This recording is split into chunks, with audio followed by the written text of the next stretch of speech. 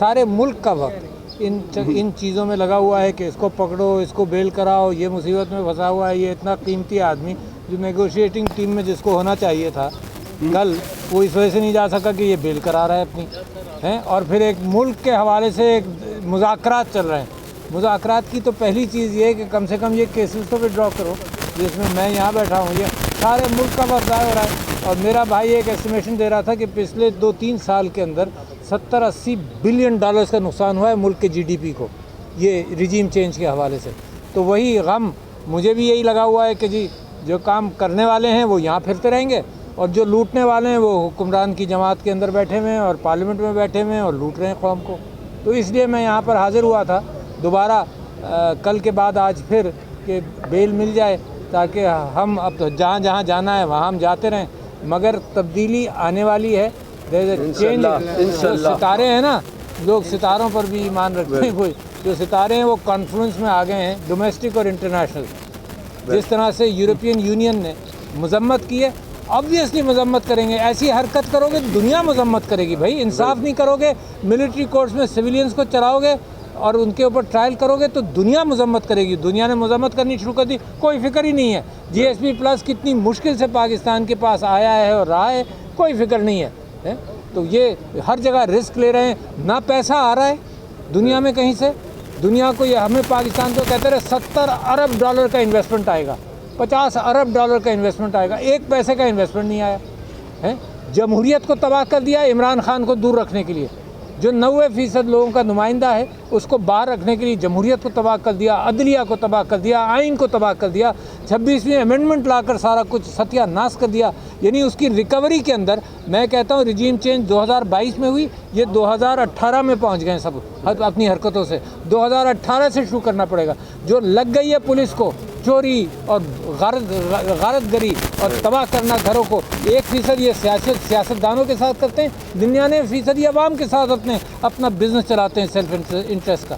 وہی اسمگلنگ جس کے اوپر بڑا کہا گیا جی یہ اسمگلنگ ہو رہی ہے، یہ اسمگلنگ ہو رہی ہے. ایک دھیلے کی اسمگلنگ رکی، بلوچستان میں جو اسمگلنگ ہو رہی ہے کہیں رکی؟ بارڈرز بند کر دیے، کبھی یہ بند کرتے ہیں. دبا کر ہر انسٹیٹیوشن پیسہ بنا رہا ہے اور صرف عمران خان جیل میں بیٹھ کر اس امید پر ہے اور ساری قوم اس امید پر ہے کہ تبدیلی آئے گی. جناب اس لیے حاضر ہوا تھا یہاں پشاور ہائی کورٹ. جو موجودہ صدر پاکستان ہے ان کا کردار کیسے دیکھ رہے ہیں آپ کا؟ تمام جو عدم استحکام ہے کیا سمجھتے ہیں آپ؟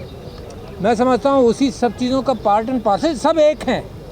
یہ عمران خان 2012 میں جب کہتا تھا کہ سب ڈاکٹر صاحب یہ سب اکٹھا ہو جائیں گے، ہمیں یقین نہیں آتا تھا، کیونکہ یہ سارا جو ایول ہے کرپشن کا، بے ایمانی کا، چوری چکاری کا، غاصب ہونا، ملک کی زمین کی دولت کو لوٹنا.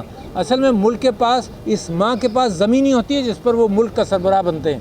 ملک چلتا ہے اس زمین کی بنیاد پر. یہ سارے اپنے فیوریٹ ایلیٹس کو بانٹتے ہیں. سارا یہ جو بلڈر مافیا ہے یہ مزے کر رہا ہے، ہمارا ڈیفنس مافیا مزے کر رہا ہے، اور جو غریب ہے اس کے پاس کھانے کو نہیں ہے. آپ نے پہلے بھی ثالثی کا کردار آپ صدر پاکستان تھے، پارٹی چیئرمین سے بھی آپ ملاقات کرتے تھے، بھاجپا سے بھی ملاقات کرتے تھے. اس وقت کے معاملات خراب ہوئے، ابھی تک سیٹ نہیں ہو سکے، کیا وجہ ہے؟ بھائی جان اس کی وجہ یہ ہے کہ ثالثی ہوتی ہے جہاں جینوئن ڈفرینسز ہو. ثالثی وہاں نہیں ہوتی جہاں قبضہ ہو. اس ملک کے قانون کے اندر جس کو ٹھیک کرنا چاہیے تھا 26ویں ترمیم اور کانسٹیٹیوشنل کورٹس، تو وقت ضائع کیا صرف اس لیے کہ یہ چیف جسٹس نہیں چاہیے، یہ ججز چاہیے تاکہ ہمارے حق میں فیصلہ کریں. ورنہ اصل چیز یہ ہے کہ لوگوں کے مقدمے، لوگوں کے مسائل حل ہوں. اصل ثالثی جو ہے وہ ان لوگوں کے درمیان ہوتی ہے جہاں جینوئن ڈفرینسز ہو. یہاں جینوئن ڈفرینسز نہیں ہیں. یہاں ہم غمزدہ ہیں ملک کے حوالے سے، یہاں قوم پریشان ہے ملک کے حوالے سے، اور جو غاصب ہیں وہ صرف ثالثی کا ایک بہانہ ہے کہ اپنا غصب اور اپنا کیپچر، ایلیٹ کیپچر کو جاری رکھیں. تو ثالثی جو ہے از دا رانگ ورڈ. اصل میں تو مجھے اپنا ملک آزاد کرنا ہے ان غاصبوں سے اور ان قابض مافیا سے، اور جو بڑا لمبا سٹرگل ہے. مگر عمران خان قیدی نمبر 804، کیا اس کا نام نہیں لے سکتے؟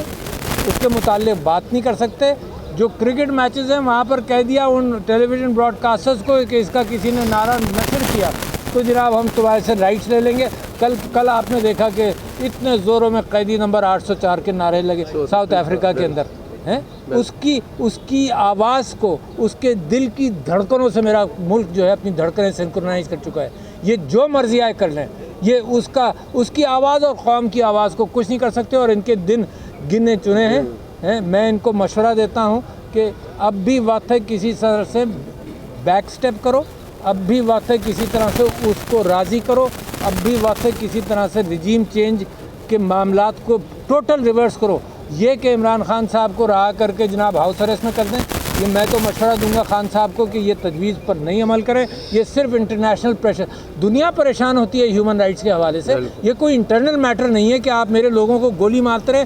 کل میں گیا صدر علی ایک شہید کیا, ساری کہانی اس کے دوستوں نے سنائی کہ جی گولی یہاں سے لگی اور یہاں سے نکلی, اور اس کی لاش واپس لے لی, پوسٹ مارٹم کی رپورٹ واپس لے لی, اور وہ حکومت کے حوالے سے وہ شہید ہی نہیں ہے. یہ سب جھوٹ بول رہے ہیں بیچارے جنہوں نے دفنایا اپنے بچے کو. دوسری جگہ گیا وہاں بھی شہادت کی یہی کہانی ہے کہ پریشر ڈالتے ہیں کہ ایف آئی آر مت داخل کرو. اس سے سائن یہ کروانا چاہتے تھے کہ جی یہ کہو کہ وہ حادثے میں فوت ہو گیا, یہ مت کہو کہ وہ یہاں کہو کہ اسلام آباد کسی کام سے آیا تھا. اس طرح سے یہ لاشوں کو چھپا رہے ہیں. اور میں یہ کہہ رہا ہوں کہ جب یہ میڈیا کے اوپر پریشر ڈالتے ہیں تو جو بات ہے نا, اگر 20 شہید ہوئے تو وہ 50 کہلائیں گے. جتنے مسنگ پرسنز ہیں پاکستان تحریک انصاف یہ حق رکھتی ہے, کیونکہ ہمارے خطرہ یہ ہوتا ہے کہ اس کو اٹھا لیا, اس کے بچوں کو اٹھا لیا, مار نہ دیں کسی کو, تو ہم مسنگ پرسنز کا کلیم ہر ایک پہ ڈالتے ہیں کہ پتہ نہیں اس کو مار ہی نہ دیں یا مار دیا ہوگا. جو مسنگ پرسنز ہیں جو گھروں سے نہیں آئے, یہ تحقیقات حکومت کا کام ہے. یہ ٹیلی ویژن ہم سے بیٹھ کرتا ہے, ہمارے لوگوں سے بیٹھ کر کہتا ہے کہ جی آپ نے یہ گنتی غلط دی. میرا کام ہے گنتی دینا یار, میرا کام ہے تحقیقات کرنا, ہے تو حکومت کا کام ہے. ہمیں 4 گھنٹے کے لیے حکومت دو, ہم بتا دیں گے کتنے لوگ مرے. سارا پمس کا ڈیٹا سب کچھ پکڑ لیا, اس کو اجازت نہیں دے رہے نکلنے کی. جو بیچارہ کل شہید ہوا اس کی فیملی کو کہ جی ایف آئی آر مت کاٹو, یہ مت کاٹو. تو لہذا ظلم اور زیادتی کی دنیا ہے, مگر بدلے گا, بدل رہا ہے. یہ پاکستان کے اچھائی کے ستارے آپس میں کانفلنس میں آ گئے ہیں. 1-1.5 مہینے سے زیادہ لمبی بات نہیں ہے. خان صاحب رہا ہوں گے, جن کی بنیاد پر یہ رجیم چینج لائے تھے, انہی آقاؤں نے ان کا آکسیجن کمزور کر دیا ہے. صدر صاحب یہ بتائیے, صدر صاحب یہ بات کر رہے ہیں فیض امیر کا ملٹری ٹرائل ہو رہا ہے, کیا آپ جنرل باجوہ کا وہ بھی اس میں سب میں شامل تھے, کیا ان کا بھی یہی ہونا چاہیے؟ بھائی صاحب میں کہتا ہوں جن لوگوں نے سیاست میں حصہ لیا یا لے رہے ہیں سب کا ٹرائل ہونا چاہیے. بالکل کلیئر ہے نا, جب ایک کا ہوگا تو سب کا ہوگا. انصاف تو یہی ہے نا. تو میں تو مجھے تو یہ بات ہے کہ یہ اپنے لیے بھی قبر کھود رہے ہیں, اور اچھا ہے کہ سیاست سے یہ ملٹری, جو قائد اعظم نے کہا تھا کوئٹہ میں کہ تمہارا کوئی حق نہیں ہے سول حکومت کے ساتھ کے اوپر اپنی مرضی چلانے کا, you are the servants of the people, یہ قائد اعظم کے الفاظ ہیں. کوئٹہ میں فوجیوں کو کہا تھا. میں اس بات پر آج تک کھڑا ہوں. میں جناح ہاؤس کا پرستار نہیں ہوں, مگر قائد اعظم کے اقوال کا پرستار ہوں جس نے ملک بنایا. سر یہ بتائے کہ حکومت نے بھی آپ کی طرف ہاتھ بڑھایا ہے, کمیٹی بنائی, بیٹھک ہوئی ہے, تو آپ اس کو کس نظر سے دیکھتے ہیں؟ یہ بھی ایک پازیٹیو چیز ہے کہ آپ اپریشیٹ کرتے ہیں حکومت کے اس اقدام کو, اور جس طرح آپ نے کہا کہ ثالثی کا ورڈ جو ہے نہیں یوز کرنا چاہیے, تو اس معاملے پر آپ کیا کہیں گے؟ یہ بھی تو میں سمجھتا ہوں کہ کیونکہ خان صاحب نے کہا ہے کہ نیگوشیٹ کرو, کن چیزوں کے اوپر بات کرو, تو حکومت سے بات کرنا ہے.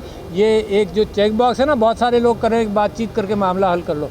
بات چیت اس سے ہوتی ہے جس کا اقتدار پر صاحب اقتدار ہوں, مقتدر ہوں, ہے نا.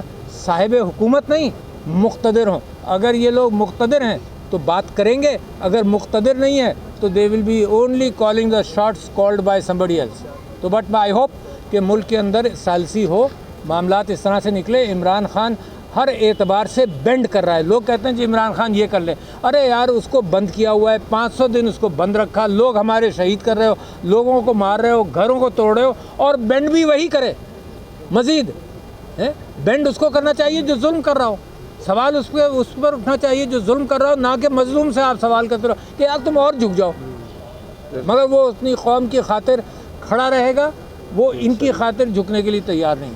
یہ بتائیں سر کہ جو ملٹری کورٹس ہیں جس کا فیصلے پر پاکستان تحریک انصاف نے بہت سخت رد عمل دکھایا ہے, ماضی میں اگر ہم دیکھیں تو عمران خان, مراد سعید سمیت بہت سے لوگ ایسے تھے جو ملٹری کورٹس کے حق میں جو اس کے بیانات جو ہے اب بھی پڑے ہیں.